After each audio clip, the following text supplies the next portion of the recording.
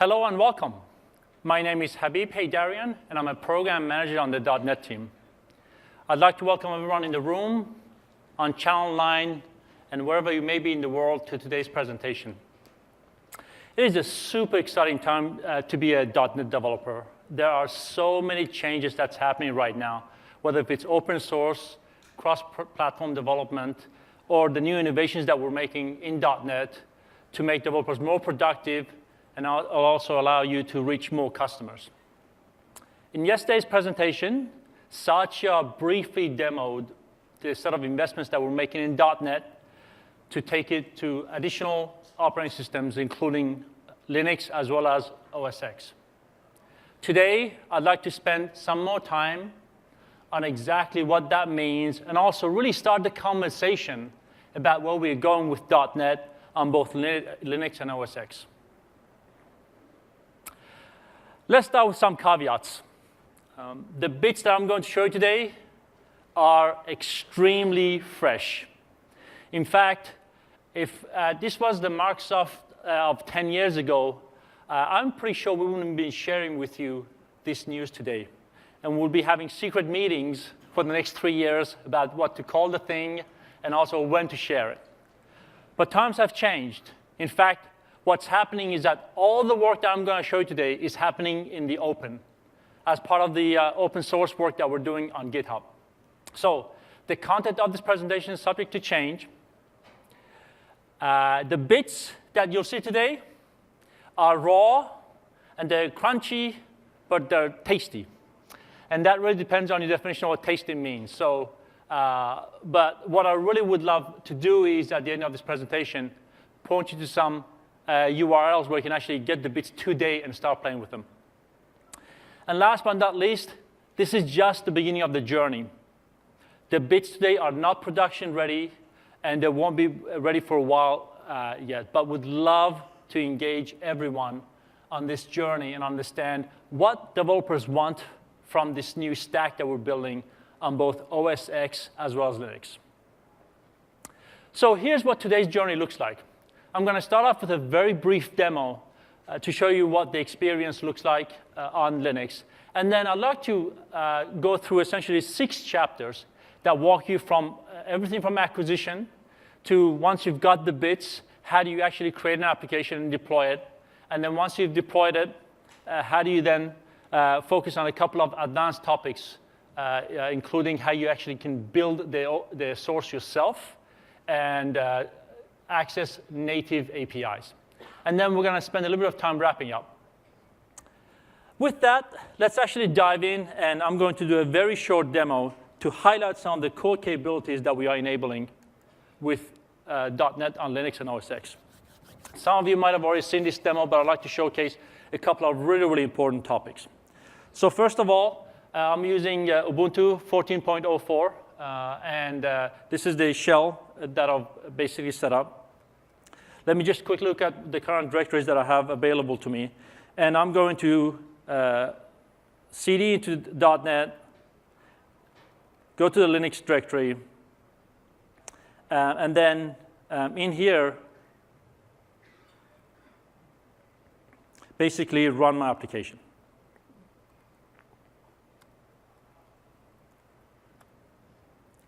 Now, while this is not an earth-shattering demo, there are a set of very, very important things to realize here. First one is this. There is no machine-wide installation. All the .NET bits are in a single directory. In fact, these are all the files that make up .NET on Linux right now. The other really important thing that you'll notice in a second is I can use whatever is my favorite editor. In this case, let's actually look at VI, for those of you who are fans of VI. And the most remarkable thing about the source file right here is, in fact, how unremarkable it is. What I mean by that is you do not see any ifdefs. You don't see any Linux-specific APIs being called. You don't see any p-invokes. It's just plain old C# code. One of the promises that we are making with .NET on both Linux as well as Mac OS X is the fact that the same code that you compile on Windows can actually run exactly on OS X and Linux as well. So with that, you'll have true portability. And we will take care of all the work when it comes to making sure that your code runs on each of the individual platforms.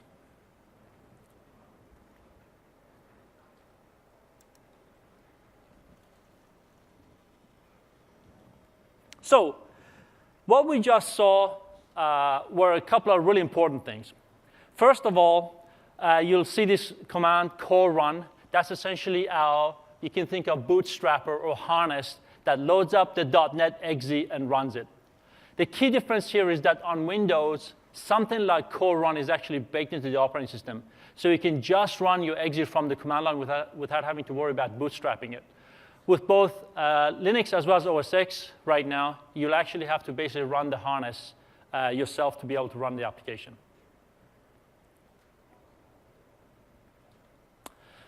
Let's start with the first chapter, which is the why and the what. The first question that I get is, why do I care about .NET on Linux or OS X, and then what is it? Let's start with the latter question. I'm sure some of you have seen this slide before. This is basically the universe of .NET 2015 that we're releasing at both build as well as when we release .NET RTM. What you can see is we have .NET Framework 4.6, which is our next version of .NET on Windows. And then we have essentially a core .NET, which we're calling .NET Core, that runs not only on Windows, but also Linux and OS X. And specifically, the part that I'm going to be focusing on today is the part that I've highlighted. With the stack that we're going to enable on both Linux and OS X, what you have is a set of shared capabilities. This includes the JIT, the GC, compilers, the libraries, as well as various other capabilities. Then on top of that, you have Core CLR. That's been now extended to both Linux and OS X. And then on top of that, you have the ASP.NET 5 app model. And that's the thing that I really want to highlight is the fact, again, that if you were to write an ASP.NET 5 application in the future, you can actually take the exact same application and then run it on Windows, OS X, as well as Linux. Now we've talked about the what. Let's focus a little bit on the why. The question of why do I care about .NET on Linux and OS X? Specifically on Linux, what we've seen is a plethora of new workloads that are really thriving out there. These examples are things like Elasticsearch, Hadoop, and so forth that kind of grew up on Linux. And what we're finding is a lot of enterprises are asking, how do I interoperate my existing .NET code with those workloads? And so developers are asking, well, if I've got a .NET app that I want to also run on Linux, how do I go about doing that? The next one is, for companies and organizations, it represents brand new opportunities. We've talked to a lot of customers whose customers have requirements of being able to run their applications in non-Windows environments. For them, it makes a ton of sense that they're able to offer a new product to new customers that they could not reach before. Third, it's about diversification. So if you talk to CTOs, they often talk about it'd be nice, just like any portfolio, if I could diversify my platforms so that I can take advantage of any changes and also mitigate risks. And last but not least is around server consolidation in the cloud. What we're finding is, as customers are moving to the cloud, if they decide to consolidate on a single operating system, and that operating system happens to be a non-Windows operating system, then what they really want to do is be able to leverage the existing .NET apps and run them in the cloud and on Linux. So these are the 4 core reasons why we are making a big, bold bet on .NET on Linux. And this is one of the also reasons why I'd love to start this conversation with everyone in this room and online and really understand what are the core set of scenarios that we can help with .NET on Linux. So what's the benefit to developers? So if you have an existing .NET application, and granted that the application uses things like, for example, MVC and Web API, you can pretty much seamlessly move that to ASP.NET 5, in which case that'll also run on .NET on Linux. The other thing is we are going to have first-class support in Visual Studio to allow you to edit, deploy, and debug your application remotely to a Linux machine. And also, if you happen to use OS X through new offerings such as Visual Studio Code, and also your favorite editor, such as Sublime Text, you'll be able to write code on a Mac OS X and be able to deploy it to Linux. And last but not least, and this is a really important point, .NET Core is open source from the ground up. That means if you or anyone online wants to add a feature, fix bugs, you can actually now contribute your code to .NET Core, and that code would run on Windows, OS X, as well as Linux. OK, let me talk a little bit about the acquisition experience now. The acquisition experience is extremely flexible when it comes to both .NET on Linux and OS X. Let's briefly focus on the development experience. So if you were to download Visual Studio 2015 RC today, .NET Core is already installed as part of Visual Studio, so you don't need to install it separately. Also, if you so inclined for more advanced developers, you can actually clone the entire source code, both the framework and the runtime on Windows, and actually build it yourself. And we've seen some developers already do that because two things. They want to get familiar with the actual source code itself, and also it allows them to actually understand what are the core capabilities that they can take advantage of, both currently and also as the code develops in the future. If you are developing on OS X, you can actually, and I have a link at the end of the slides, you can go and download a tar file. And for those of you who are not familiar, a tar file is basically a packaging mechanism that's very popular on both Linux and Unix environments.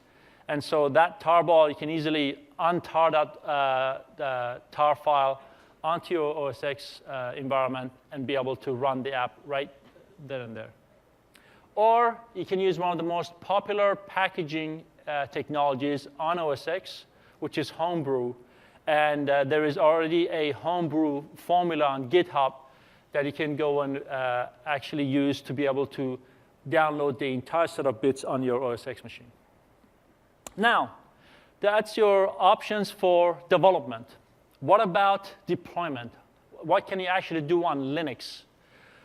Well, two things. You can actually use your Linux box as a development environment as well as a deployment environment. If you want to use it as a development environment and also a deployment environment, very similar to Mac, you can download a tar file and untar it and get going very, very quickly. What we've also done is we've actually created a VM that's hosted in the Azure VM Gallery today.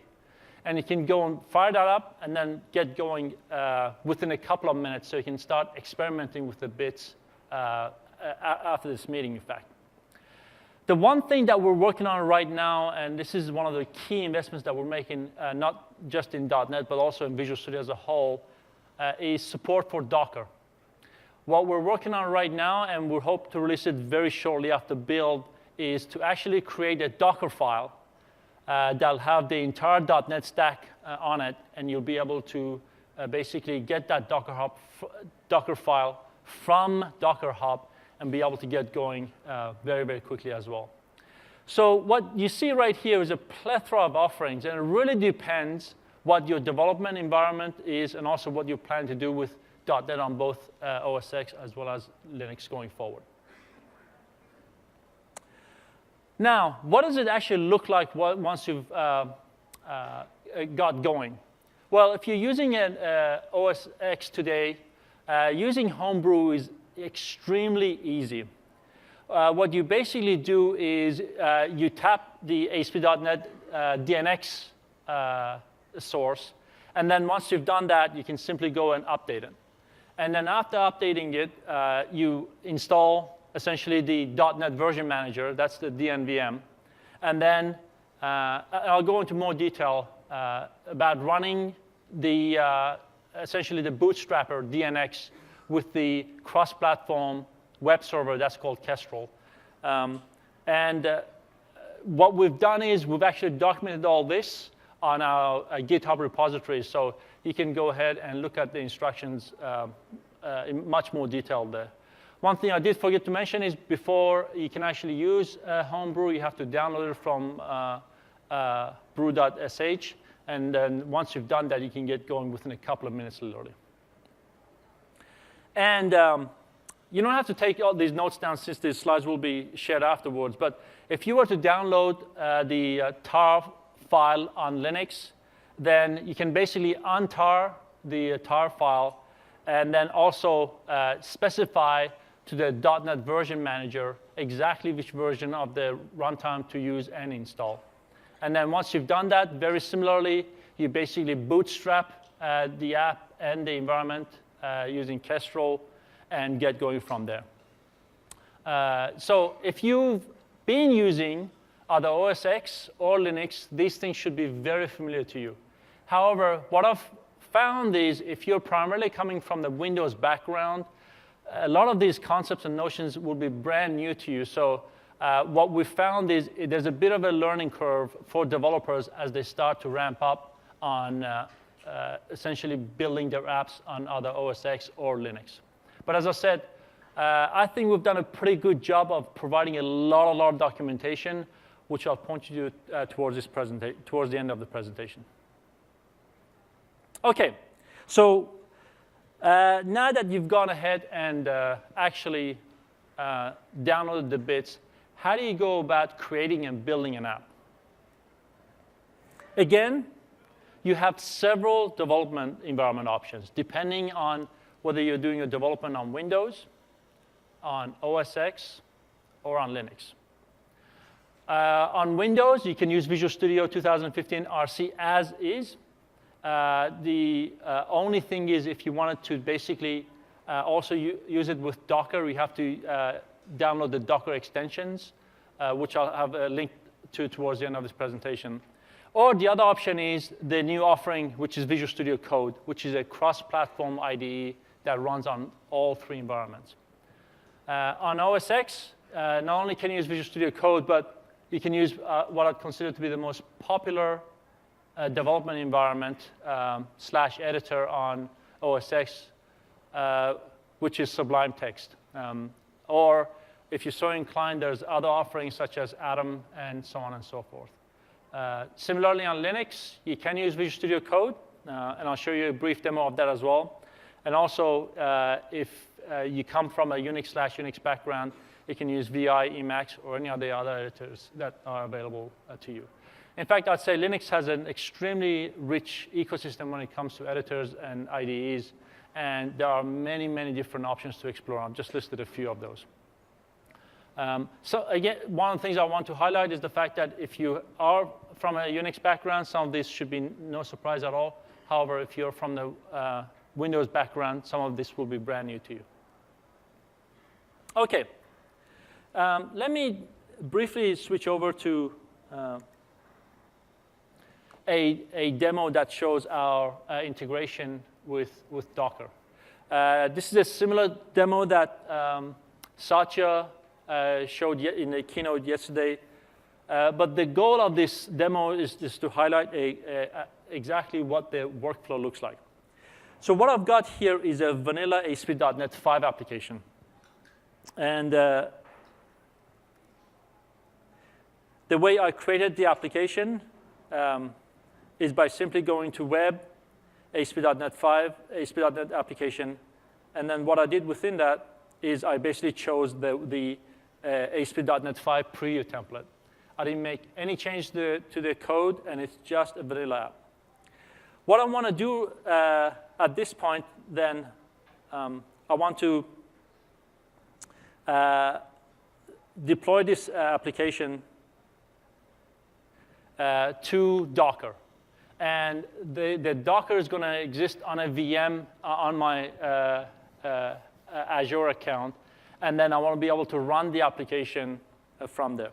So the first step that I'll do is I need to go ahead and download the Visual Studio extensions for Docker. And once I've done that, you basically go ahead and select the Publish button. And then here, I've already created a Docker container previously, but I can certainly go ahead and validate that I have a correct connection to my Docker container. And so this will take a little while, and there should be a single container that I've established previously. I'm going to select that, validate the connection to make sure that it works, and it does work, and I'm going to publish it. Now, what this will do is it'll basically take the application, it will Dockerize the application, and it'll start to upload the bits. And on the actual Web Publish Activity tab, you can see exactly the set of things that the application, that the Visual Studio integration is doing. Depending on your mileage, this may take a little bit of time, but ultimately at the end of this, what you will see is it'll open up your browser and it'll basically navigate to the home page of the application. While this is cooking, so to speak, what you'll see is the integration of Docker within Visual Studio does nothing but just automate the Docker commands. In fact, you can see this is the application itself, and now it's now hosted in the cloud without me doing anything. This application, ladies and gentlemen, is running on Linux as we speak. So it's the exact same application that I ran previously before coming here on Windows, and it's the exact same application that I had run on OS X. And so the integration experience is absolutely seamless. One of the things is if you are brand new to the Docker world, it can be quite daunting to learn the various Docker commands and also understand exactly how to Dockerize your application and how to upload your file. With the Visual Studio integration, the experience is absolutely seamless, and it literally takes a couple of button clicks to get there.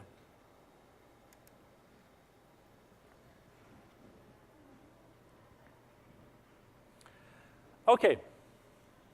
Briefly, I briefly just touched base on this couple of new things around DNX. DNX stands for .NET Execution Environment.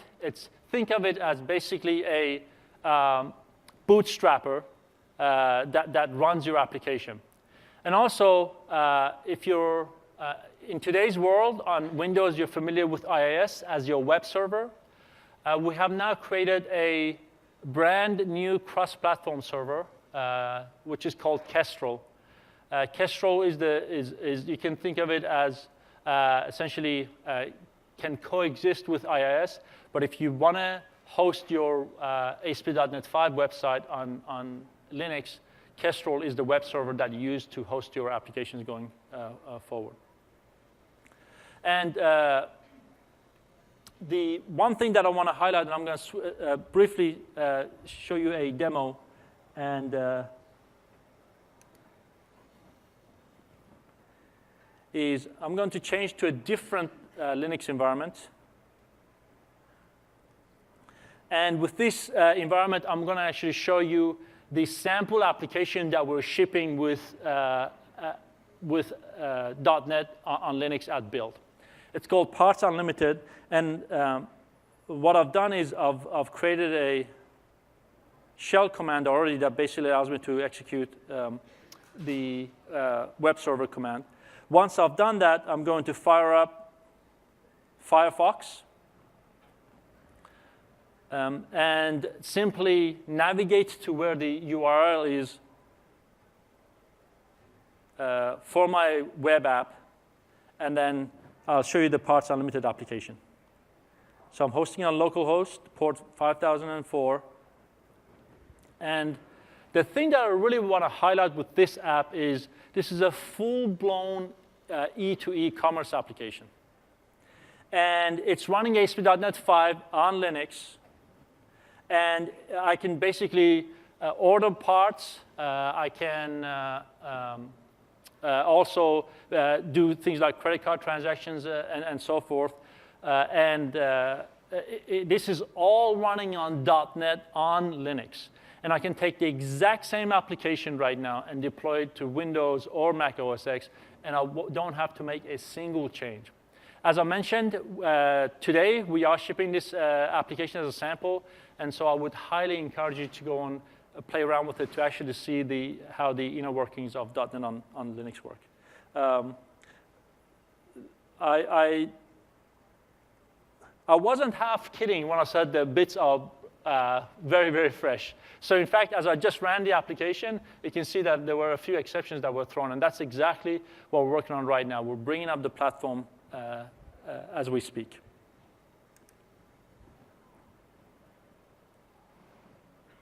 OK. One of the other very common questions that I get is, what about my data? I have all my data in, let's say, SQL Server on-prem, or some folks have it on Azure SQL database. And do I have to rewrite all my code to access my SQL Server on-prem or SQL Azure DB? And the answer is absolutely no. What we've done is we've actually enabled the ADO.NET providers on Linux so that once you've moved your application over to .NET on Linux, your data access APIs will just work as is. And the aim here is that you don't have to make any changes to your code. You don't have to migrate any of your data. Your data can exist in the SQL Server or Azure SQL DB. And also, the other thing that I want to mention is, while we're not there yet, we are considering other data providers so that not only can you remotely access SQL Server or Azure SQL DB, but in the future, if there are, since there are native database providers on Linux, you'll be able to access those as well going forward. But at this point, we're still working through a number of opportunities there. OK. I'm going to skip this demo, and the reason being that we basically could not pull this demo off. But basically, the idea here was that your application would be accessing the Northwind database and pulling data back on Linux. OK. The next topic that I wanted to mention is the Visual Studio Code. For those of you who had the opportunity to see the keynote yesterday, it's a lightweight editor that runs on OS X, Windows, as well as Linux. And it provides pretty much every capability that you expect from a full-blown editor: IntelliSense, refactoring, colorization, and so forth.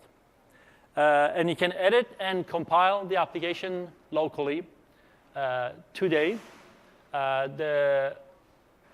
What we're working on right now is, in fact, there's a session at 3:30 where Chris Dias and co are going to show you a lot more details on Visual Studio Code. But things like debugging are still work in progress. So you can't debug your application locally or remotely from Visual Studio Code yet. But it's something that we're working on as we speak. OK. So now you've got the bits, you've created the application, and what are your options for deploying an application to Linux? First and foremost, I'd say the most important thing that's a vast difference from Windows is the fact that deployment on Linux is Xcopy, meaning you simply can copy a directory to wherever you like, and then you run your application there. Having said that, we are working through essentially providing packages. So if you've used, let's say, apt-get on Linux, you know that you can basically download packages from a central server. And in the future, we want to make the deployment very seamless and have full integration with package managers such as apt-get. You can deploy your application on-premise. You can deploy it to Azure IaaS. So as I mentioned, we are providing an out-of-the-box Azure VM that you can go to the gallery and download, as well as actually instantiate. We will be providing a Docker container, and also you can go ahead and Dockerize your own application. And also, as Satya announced yesterday, we'll also have support for Windows containers in the future. The other thing that I really want to highlight is you can basically use the native deployment technology that is available on your operating system to deploy your application. So today, a lot of people are used to things like MSIs on Windows, for example. However, if you're developing on OS X, you might have a completely different mechanism than you might have on Linux or Windows. Again, we are working through providing a set of best practices on how you deploy your application. But fundamentally, the biggest shift here is the fact that there is no central .NET, so to speak, installed on your machine. We're not making any change to your registry and so forth. Removing .NET is, if you're familiar in the Linux world, is simply a matter of removing a directory, and that's how you uninstall your application, for example. As I said, we'll also provide options in several package managers, but inherently, you have an infinite amount of choice when it comes to deploying your application from any of the operating systems. OK, I highlighted the fact that as of yesterday evening, we now have a Linux VM on Azure Marketplace. In fact, if you were to go there now, you'd actually find the fact that the Core CLR Beta 5 VM on the marketplace right now. I do want to highlight the fact that the current version of .NET on Linux and OS X is 64-bit only. We are working on plans to figure out how we also make it available for 32-bit operating systems. But for now, it's 64-bit only. The other thing that I really want to highlight is that we've worked hard for Build to provide a turnkey solution so that you don't have to get the framework, the runtime, ASP.NET 5, the sample application, and then put it all together yourself. If you were to basically instantiate this VM, everything is available on the VM. So you can get going with several tutorials that we are providing as part of the Visual Studio 2015 RC at Build. And you will hear more news about that very shortly on our blog, hopefully. OK, I know you probably have heard a lot of hype around containers. And some of you have probably are experts or are using containers heavily. For those of you who haven't, this is somewhat of a new world to Windows developers. The idea behind containers is quite simple. It's basically meant to be as an isolation unit and also a shipping unit. So if you were to kind of visualize literally a container on a ship where it essentially isolates the contents from all the other containers, and it also keeps it safe. So it doesn't matter if you're shipping, let's say, a car, or shipping a bunch of chairs, or you're shipping a bunch of toys. What you're making sure is that the content is isolated and safe from all the other content that might be aboard that ship. And that's kind of the very, very simplified view of what a container is. Now, Docker is by far the most popular container technology out there. In fact, if you look at it, most of the major vendors now have some kind of support for Docker. And that's, in fact, exactly what we're also doing as of Visual 2015, where you can Dockerize your application right within Visual Studio, as I showed you as well. The other thing that I want to mention is this does not preclude you from also running Docker from the command line inside Windows. So you can, if you want to kind of dig deep and do more of advanced scenarios, you can use Docker from the command line inside Windows. But by default, we want to make the experience absolutely seamless. There are a couple of sessions at Build that really dig deep into containers and also Docker in more detail. So I'm not going to cover it too much. But the thing I do want to mention is you're going to hear us talk a lot more about Dockerizing .NET or providing a Docker container for X, Y, and Z, and it's just become a de facto part of our lingo going forward, because that's how we expect a lot of customers to ship their software via both Docker as well as Windows containers going forward. The Docker tools are available, which I'll have even more information towards the end of the presentation. OK. I want to double-click a little bit right now and spend a little bit of time on more advanced topics. The first thing that I want to cover is this. For those of you who are interested in actually really getting to the details of .NET, we now allow you to basically build both the framework and the CLR yourself. Unfortunately, currently, we don't have the capability to allow you to build on Linux or OS X, but I can tell you that's coming. As of today, you can get essentially the source code for both Core CLR and Core FX and compile it on Windows yourself. Because by far the majority of Core CLR is all native code, you basically have to download CMake, which allows you to run the C++ compiler.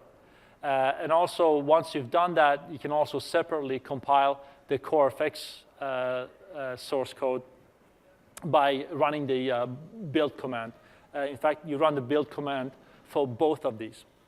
One of the other things that you're going to hear us talk a lot more about is, git clone this and git clone that, git fork this and git fork that. And that's also another thing that's going to become part of our nomenclature forward, because pretty much all of the work that we do in the open is done on GitHub. What that means is, if you want to see how we're progressing on .NET on Linux and OS X, you only have to go to GitHub to see what the latest commits were and also what the latest proposals and issues are. And that's going to be the way that we worked, and that's, in fact, the way that we worked in the last 6 months. A number of customers, in fact, already know exactly what we're working on, because everything that we've been doing up to this point is already on GitHub. If you're interested to see where are we as of today, we have the Core CLR running on OS X, as well as Linux and Windows. And just very recently, with the help of the community, we ported the bits over to FreeBSD. So if you or your organization has a requirement for FreeBSD, there will be an opportunity in the future to basically run your application on FreeBSD. But we have some more work to do going forward there. OK. Again, just a very brief introduction to GitHub, because it's an area where we're going to talk to a lot. GitHub is the home of the Octocat.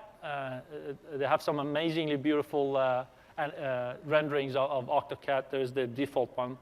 But most importantly, it's the home of all of our open source projects. So it doesn't matter if you're interested in the runtime, the libraries, ASP.NET, Entity Framework, anything that we do, it's all done in GitHub.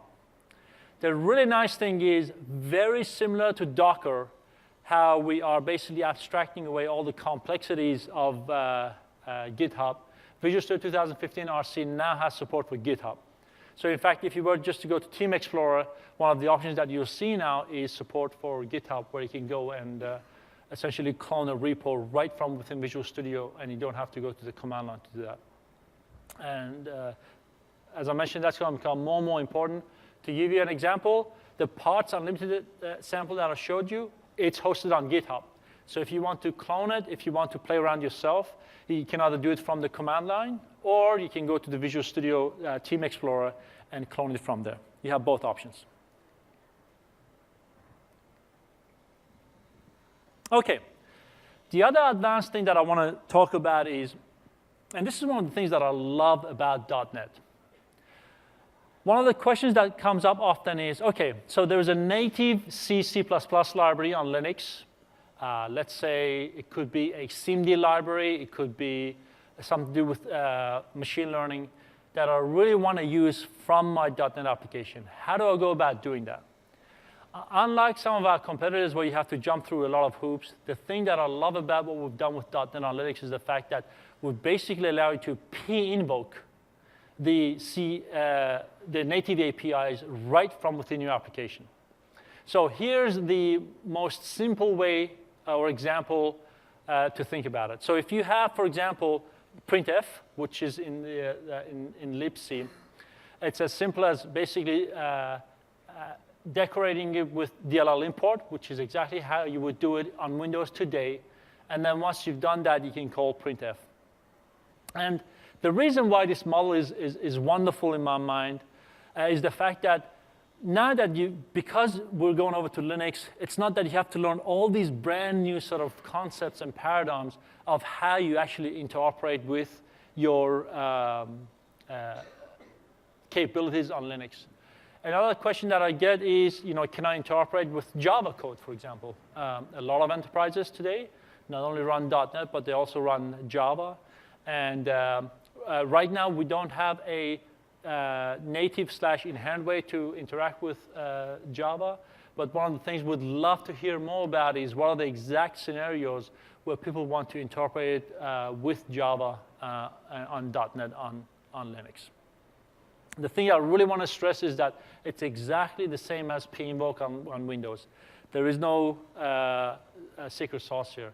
However, obviously, if you take a dependency on a native capability on the actual platform itself, then by default, that code isn't portable. So then you have to if-def things out to make sure that it runs equally well on, let's say, Windows as well as Linux. OK, I want to spend a few minutes to talk about our North Star. And this is really, really important. And the reason why it's important is we need pretty much all .NET developers to help us steer .NET on Linux and OS X. The reason why I say that is just like everyone in this room and online, we also are brand new to this world. .NET is going through a very, very important transition right now. And we want to make sure that not only are we bringing our .NET developers along, but also their existing investments. And that's super, super important for us. Where are we today? Where we are today is you can basically download the tar files for both Linux and OS X. You can evaluate the VM on the Azure Marketplace. And you can basically evaluate the bits using a Docker file, which we'll announce very, very shortly. You can create, edit, and publish ASP.NET 5 apps from within Visual Studio or Visual Studio Code. However, we have a long way to go yet. For example, let me share with you some of the most often questions that I get. What about remote debugging from Visual Studio? The demo that Satya showed you yesterday was exactly that, was a demo at this point.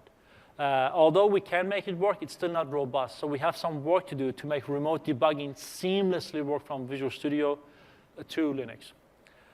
The other thing is local debugging. If you're using Visual Studio Code, for example, on OS X, which is quite a popular development platform, the first question that comes up is, great, I just built my .NET app on OS X. How do I go about debugging it?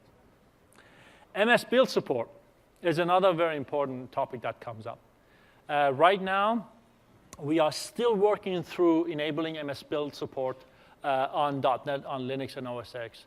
And so one of the options today is to download Mono, and I'll go into a little more detail on that as well, which basically provides then support for MS Build.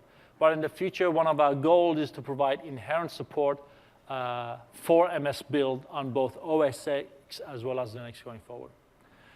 The last part is by far the most important thing, production readiness. Production readiness is something that takes both time and lots of effort. There's a key difference between running a stack let's say, on a device versus running a stack on a server. And what I mean by that is it takes an incredible amount of time and energy to harden the stack so that it can meet the server requirements and also cloud requirements. Having said that, that's where we are today. What's our promise when we actually RTM? Right now, we're very much work in progress. And as you saw through some of the demos, we're still not even kind of ready for demoing some of the bits. The promise that we're making is this. .NET apps will run in a production environment, including Docker and Windows containers. This is for both on-prem as well as cloud scenarios. So today, if you still want to continue running your app on-prem, you can absolutely use .NET on Linux in the future once we RTM. Developers will be able to edit, compile, and debug either remotely from Visual Studio or locally from Visual Studio Code. The third bullet is really, really important. This is a very big promise, meaning that if you were to only use platform-agnostic features within your application, our promise is that that application will run on Windows, OS X, as well as Linux. As I mentioned, if you were to take dependencies, such as platform pinvoke into native APIs, then you have to basically if-def things out to make sure that it runs correctly on the corresponding platform. The fourth bullet, also extremely important. A very common question that comes up is, well, there's this ecosystem of libraries. I want to be able to also not only use my own existing libraries, but also use third-party libraries that I've been using in my app.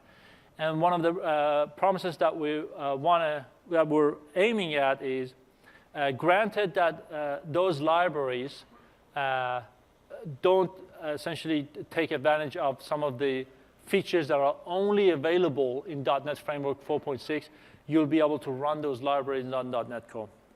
And this is a really important point. How do you know whether the library that you want to use will not only work on .NET Framework 4.6, but also work on .NET Core on Linux and OS X?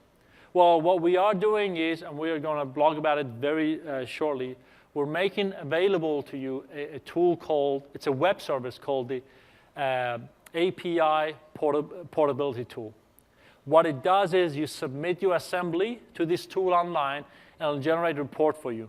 The report will highlight where are the gaps between what your assembly requires and what the platform provides. And what we've seen working with some of our very early customers, it's a really good roadmap to see where the gaps are. I'll give you an example. This stack right here does not have a UI platform. There is no WinForms, there's no WPF, and so on and so forth. We had a customer that had taken a dependency on Windows Forms in their server scenarios. By using the API portability tool, they found out immediately that they have to change some of the code that took dependency on Windows Forms to be able to run on the .NET Core stack on Linux. And that's one example of the type of things that you'll be able to do using the .NET portability tool. The fifth point is by far the most important on this slide, I would say. I get this question all the time. So you guys are releasing a Microsoft stack on an OS that you do not produce. How does the support work? How does the servicing work? And the promise that we are making is that the stack that we release on Linux, we are going to support it, we are going to service it. So in the future, for example, if you run into a production environment that has something to do with the Microsoft code, exactly as you do on Windows, you can pick up the phone to a product support and ask for help. That's the promise that we are making. What it means is it's actually introducing some new challenges for us. We have, I'd say, world-class experts on how you diagnose .NET apps on Windows, but we are still building our muscles of what's the best way to diagnose production problems on Linux. So, but our promise is the fact that not only will we continue to support it, but we'll also service it as well. So I intentionally crossed out supported. The reason is, as I mentioned, the bits are extremely fresh. And so for build, the only distro that we've tested the bits on is Ubuntu 14.04 long-term support.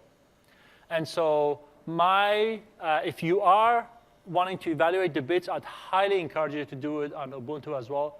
However, that does not preclude you from trying out the bits on any other distro, be it Red Hat, CentOS, Debian, whatever else it may be. But your mileage might vary.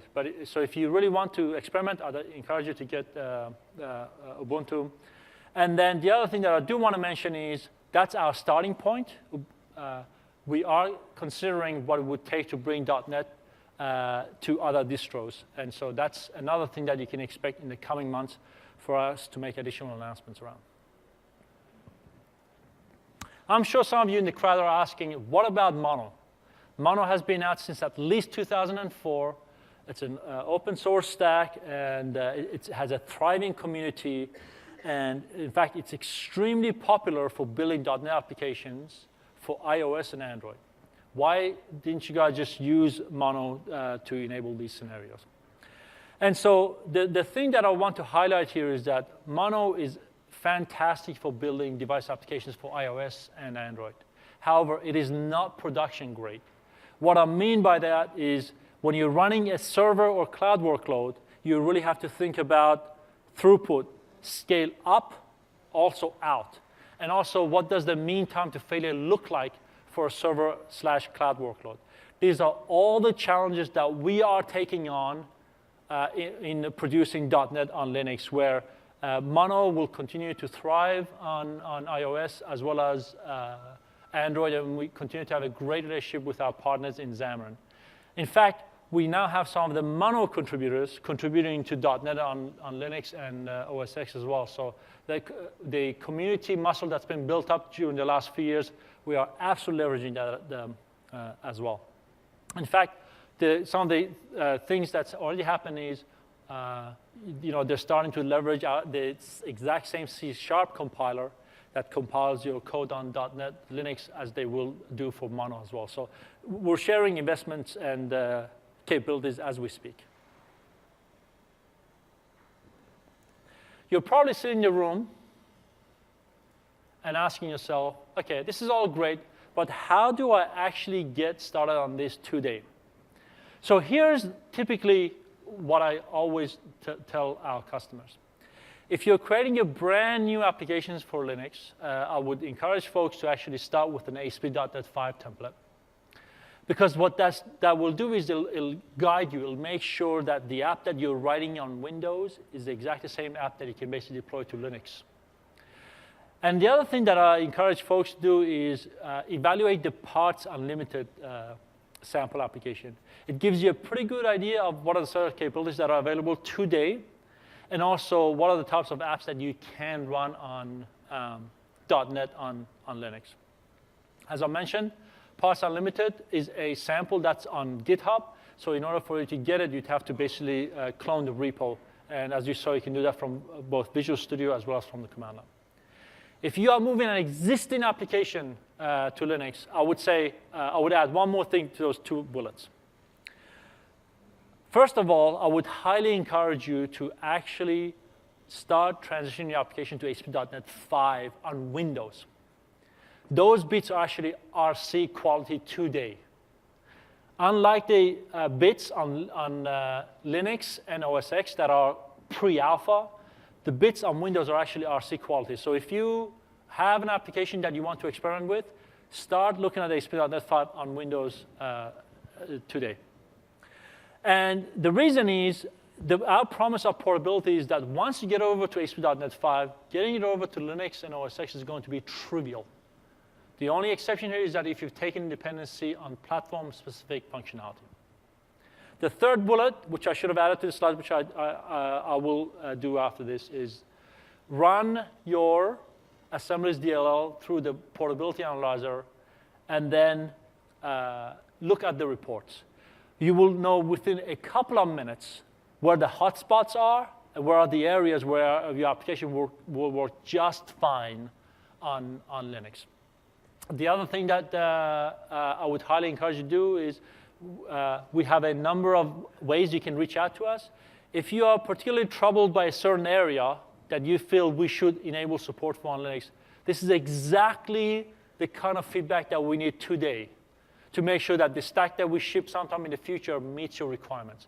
So I would love you to try out your application, send us the report via the portability analyzer, and tell us what's missing from the stack that you really need as you transition from Windows over to Linux or OS X.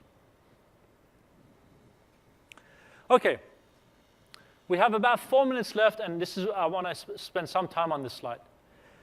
There are a lot of things on this slide, so let me actually try and break these down. But this is a really important slide when it comes to call to action. If you want to get the bits today and you have your own Linux or OS X box, go ahead and download the tar files. We've uploaded them to the Azure Blob storage, and you can go and get those right now. They're about, I think, 55, 60 megs, so it shouldn't take that long to actually download. The really nice thing about those bits is the fact that, as I said, we've packaged everything into a single binary package. I'm sorry. So when you untar it, you'll get all the bits. The other thing is you can download Visual Studio Code today from code.visualstudio.com. And then if you want to play around with Docker inside Visual Studio, go ahead and download the Visual Studio tools for Docker. That was published yesterday from AKMS VS Loves Docker.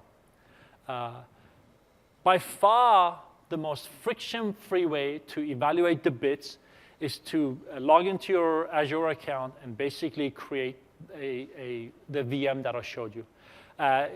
If you select Microsoft as the high-level node, you'll basically see as the last set of VMs the .NET on Linux VM.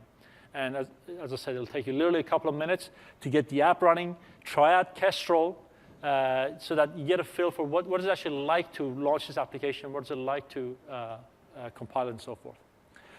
We've published a number of tutorials. So if you want to go through the entire ABC of what's it like to create a console Hello World application, all the way to what's it like to create a ASP.NET 5 app, our tutorials will walk you through all that as well. And again, we have feedback links on the tutorial. If you want additional tutorials, if you want to learn more about additional things, please do let us know.